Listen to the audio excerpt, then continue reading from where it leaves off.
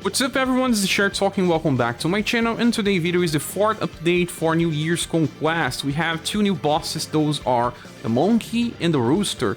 And I must tell you that I didn't showcase this strategy for the goat, so we start with another one, based on the two goats that we face here, and there is a very good strategy to use if you still didn't try. I explained it on my last video, but only on the comment section, I didn't showcase. Here we have a very good strategy with Gray, since he can use his Yaksha Flash and it deals critical damage against the goats. And then you can bring either Rufus or Darky with Firecracker, they work pretty well, or even UDX Jamil, it's pretty nice. And then there is Polka. I didn't use Polka in the intelligence position before, but you will need to get Scatter Explosions as inheritance. Now we can bring two trainees exactly, but if you are bringing Dora, the damage will be higher and it will be easier. So it depends on what you want to bring, and then there is at least this slot that doesn't need to attack. So let's go with this one and check the damage. Okay, so these goats are weak to slash and heat, and that's why the strategy works so well. Rufus deals very strong slash damage, higher than the blunt part. Thunder Blow is also pretty strong. It's not like we need this, you see how much damage they can do. There is some variation in damage because Gray and Polka can do between 3 to 5 hits. So see, sometimes you will need one to help, sometimes you won't need it. Dora is here just to guarantee, but it can be other character on the agility position just fine, that deals either fire or slash damage. Okay, now we'll talk about Monkey farming. I don't really like this too much, to be honest, but you can still bring 4 characters in one trainee. The first strategy I'll show you uses Rainbow Rangers, and then we have plenty of elemental attackers, because the monkeys have weaknesses to 3 types of elemental.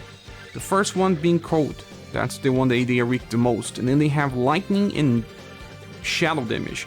So there are plenty of options for these elementals. In the last month we got the dragons, we got creators some time ago. There was also Emilia in a banner, so that's what I'm doing here. I'm using this Beauty, but it can also be Joe, just that Beauty deals more damage since her wind Q is column damage and they are aligned in a column, look as power. And then we have Global X Emilia, she's using Bolt Thrower, very strong damage. Then there is the 2 dragons here, Wayne and Dora. And if you want to bring Joe, you have the full banner here with Global X Emilia. It's pretty easy to replicate. It's just that instead of Joe, Beauty can work and do a little more damage.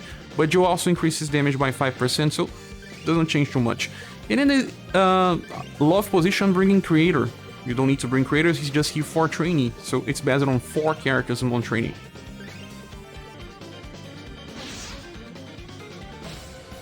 Okay, so here what we have is a lot of damage with the dragons, and there's one good thing about Gwen. Gwen also decreases agility from the enemies, and these enemies have plenty of agility. They may attack before some of your characters. Wind Q, very good damage, and then, well, Creator's Power went before Bolt Thrower. But they are a very good combination here. Joe will not change too much, you just can bring her instead of Beauty. But if you want to maximize the damage output, this second Beauty is better. Okay, the second strategy uses Anima String. We have plenty of mages that can do any of these types of damage. We can even use Global X Rock with Blooming Fireworks, but she does not do as much as these characters that I'm bringing. I have Miss Sartin here, and she uses Thunder Veil, deals a little more damage, and because it's B power. There is also Joe, since she also increases damage for the whole squad. Sorbet Flambe will work pretty fine.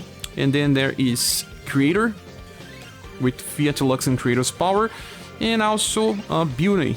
This Beauty, but if you don't need this Beauty, you can bring some other style that can do any of these types of damage.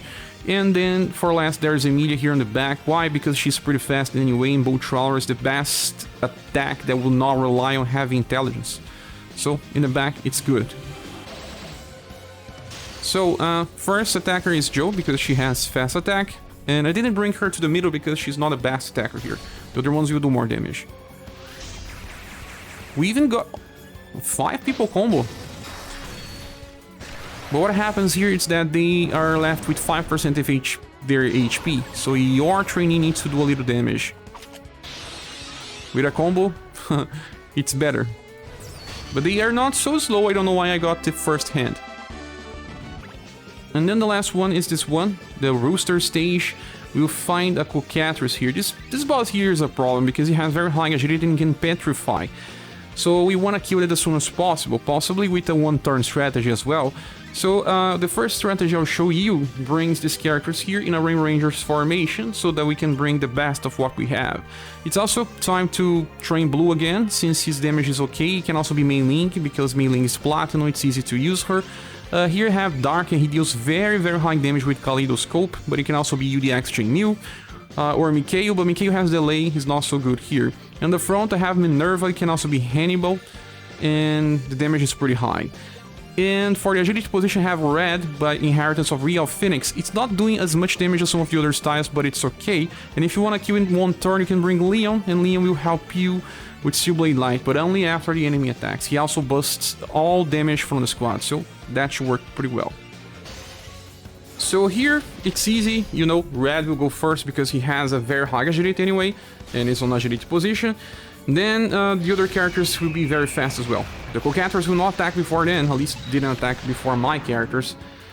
So the only problem here is Leon, because he has delay. Acupuncture Plus is very strong as well. You can even use the second attack from her as well, but the second attack hits between 2 to 4 times. It's not that good. See, he always tries to petrify. He didn't petrify because it was against a mage, but he can petrify other characters, so this can delay your farm. I don't suggest you farming this boss at all, unless you are just bringing characters that work and you want them trained just here. For the last strategy, we can use Deadly Pierce Axe if you have plenty of characters that can do good pierce damage. What we have here is Darke with Kaleidoscope again. There is Xeno as well. Xeno will bring Eulogy. It's not as strong as Darke, but okay. There is also this Matriarch. She increases 5% to the squad, and you can use Heaven's Dive from her first style if you have, or you can just use the first style anyway. In the front I have Final Impress, and she will just inherit Quadruple Moon Strike. This one is very nice to use here. And then there is Leon, and Leon will use his Steel Blade Light with delay again. It can also be Mirza, but Leon increases the damage of the squad here too. Okay, so Quadruple Moon Strike is a little slow because Conquest has plenty of agility, and this formation decreases agility on the front line, but I think it's the best place to leave this. I don't have to max it happier, so your damage here, you can see that's pretty different between Xeno and Darke. Quadruple Moon Strike is also pretty slow. That's why I'm saying that this is not the best place to farm Petrification. Skip this. With that said, guys, this is the end of the video. Thank you so much for watching. Hope to see you soon in the next one. Bye.